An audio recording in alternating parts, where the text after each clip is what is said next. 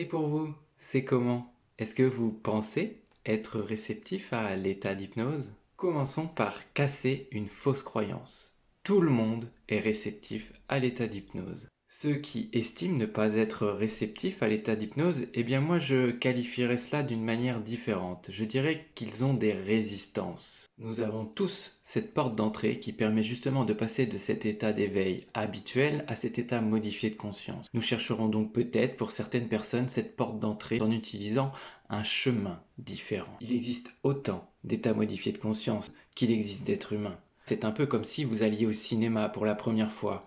Et en ressortant, eh bien, vous diriez: «Ah non, moi je suis pas réceptif au cinéma», puisque vous aviez vu un film d'action par exemple et que vous n'aimez pas les films d'action. Imaginons également un test à travers un groupe de personnes, par exemple, à qui nous donnerions un livre de Victor Hugo, par exemple, pour tester leur réceptivité à la littérature. Eh bien, dans ce groupe de personnes, certains adhéreront et trouveront ce livre fantastique et les autres n'aimeront pas. Ce serait dommage de s'arrêter et de dire ah ben non, ben moi je suis pas réceptif à la littérature. Voyez cette image, ce parallèle, eh bien l'hypnose, c'est la même chose.